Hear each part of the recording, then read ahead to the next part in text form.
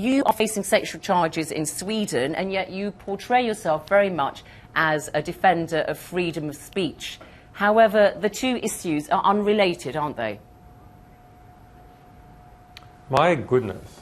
I've heard about the BBC being biased and pushing wars in Iraq and Afghanistan and now in Syria, but this is completely absurd. I have not been charged with an offence in Sweden. Your particular framing of this issue completely ignores the fact that there has been an unprecedented, according to Australian diplomats, unprecedented investigation into WikiLeaks and me, a whole-of-government investigation in the United States, which at the beginning of this year had run in the FBI portion alone to 42,135 pages. That investigation and its abuses against our organisation and extrajudicial financial Can I just blockade, interrupt you here? the attacks on our other people, is the reason that the Ecuadorian government formally found me to be a political refugee and gave me political asylum in the United Kingdom after the United Kingdom failed to protect me. But you are in the Ecuadorian embassy because you face, all right, I'm sorry, we'll say sexual allegations in Sweden, and Britain wants to extradite you to Sweden, and yet you are conflating that with the WikiLeaks case and whether you are indeed a champion of freedom of speech, freedom of expression. That's a fair point I'm putting to you, isn't it? No, the BBC, as usual, trying to defend establishment interests in Britain, and Britain suffered an enormous loss of pride over this issue when it surrounded this embassy with police and threatened to violate the Vienna Convention just a few weeks before the killing of an ambassador in Libya, faced enormous condemnation around the world. Not a single state supported Britain's position in this. In fact, the OAS, UNISOR, ALBA, throughout Latin America condemned what has happened here. And your audience knows these facts full well. But you still didn't answer my question, and that is actually. why you cannot act in a reasonable way. Furthermore, as you know, this interview is about the surveillance state and the promotion of this book, a very important book that I and 3 other people have written about the surveillance state, the terrible things that are occurring, including right here in Britain with the Communications Data Act that intends to place mass interception devices in every single internet service provider domestically in this country. We'll talk about before Parliament. We'll talk about that, but I should just say that you didn't address my question about the fact that you are conflating two, and I will just finish on the Swedish bit in this way and ask you, why don't you just simply go to Sweden to face whatever you have to face there, face the music there? Why not just do that? As you know well, the Ecuadorian government has asked the Swedish government for assurances that I will not be extradited onto the United States.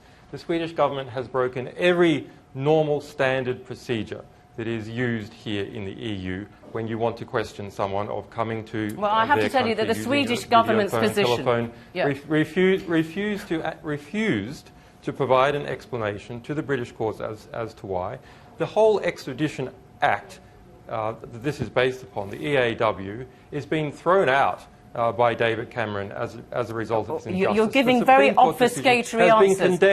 Has been condemned in 2 academic articles Julian by the Assange, Cambridge Law Journal. We don't have a huge amount of time. The Cambridge International Law Journal has condemned. Can I just ask you, because I'm giving you very simple questions. I'm sorry to interrupt you. There is not even an opportunity to present a single skerrick of evidence.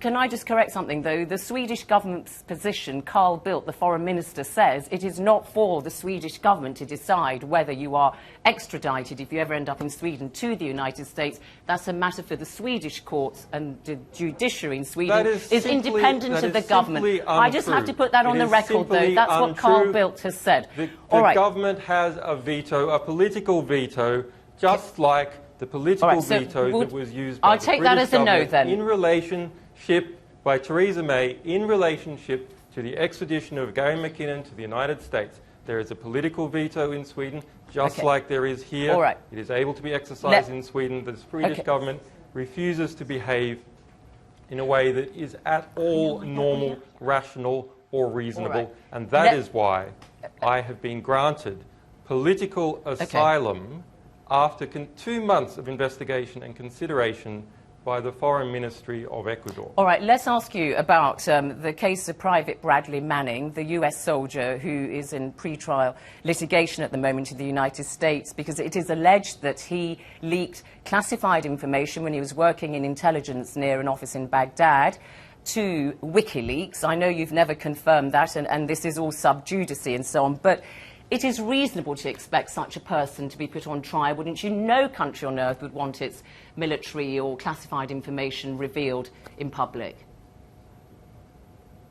Bradley Manning, right now, this week, today, is testifying in court in the United States about his torture and abuse by the US government. The US government is on trial right now.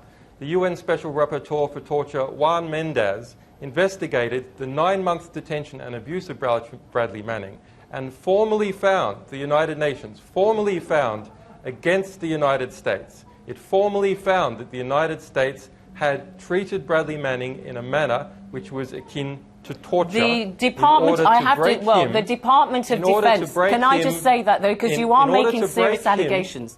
In order to break him into forcing a confession against me and the WikiLeaks organization, according to his own lawyers. That is where we are right now today. It's about time the BBC started taking freedom of the press seriously in the West. If it's to be treated at all credibly, we have a situation here of an extrajudicial application against journalists, an arbitrary new interpretation of the Espionage Act of the United States. All right, can I just, again, can I just, national security can I just address what you just said? On the case of private, I'm sorry to interrupt you, but I can't allow you to make comments to go unchallenged, you understand, and to say that the United States has tortured Private Bradley Manning is a very serious one. The top Pentagon lawyer... Sorry, no, it's not, but I just must give you the response. Well, no, you, why must you do that? Why must you be an apologist? Why must you be an apologist? No, I'm not. I'm telling you what the Pentagon's position is. It is not proper journalism. It is proper journalism to give a balanced point of view. Apologies. You're not letting me speak. It is embarrassing. Aren't you embarrassed to behave like that? No, I'm not. I'm telling you that the Pentagon's top lawyer, Jay Johnson, has said, according to the US Army Field Manual, torture... Are you speaking the Pentagon's talking points now? There are no enhanced interrogation techniques that have been used against Private Bradley Manning. Yes, he was kept in isolation, but that is not tantamount to torture. So I just must correct that. Juan Mendez, the UN Special Rapporteur on Torture, was offered access to Private Bradley Manning. The Pentagon is going to admit no, but I'm just telling you, applying these coercive techniques. You mentioned Juan Mendez, and he was offered access to Private Bradley Manning. The entire Quantico base in Virginia closed over this issue. Can I just say this to you? How can you say these things? How can you credibly say these things and pretend to be a journalist? Well, all right. That's your opinion. But can I put this to you, that you are critical of a country like the United Kingdom, Sweden, the United States, and I put it to you that these are countries which are bastions of freedom of speech. These are not countries that are anti-democratic. Citizens' rights are upheld and so on. The rule of law is in collapse in the West all over. Wake up. WikiLeaks as an organisation has published material from over 120 countries and about every single country in this world, with no exceptions barred. Not one. I personally erected legislation in Iceland, proposed a draft bill that was voted on unanimously before Parliament in Iceland to try and protect freedom of press across the world. There is no greater defender, institutional defender of freedom of press and the rights for journalists to publish the truth than this organisation. Okay, so we have fought with our lives for freedom of the press. Where do you take your fight now, Julian Assange? Because there you are, in the embassy of Ecuador. You can't stay there forever, can you? What happens next in your case? Well, what happens next in my case is that we write important books about the world which show how, as the internet is moving on into every single society, it is also moving into a mass surveillance system. Now, there's not just me who's saying that. There are very fine reporters at the Washington Post with Top Secret America, fine reporters at the New Yorker who are saying exactly the same things. But this is a book that pulls it all together. All right. Can I just very briefly, there have been reports that you are suffering from some kind of I don't know if you can hear me, some kind of infection, chronic lung infection we've been heard. We take it that your health is all in order. Look, the BBC has never cared about my health when I was in prison. It never cared about my health when I was under 2 years of house arrest. And now it cares about my health because this building is surrounded by police, and apparently it hopes I will be forced out in a coughing fit to be arrested outside.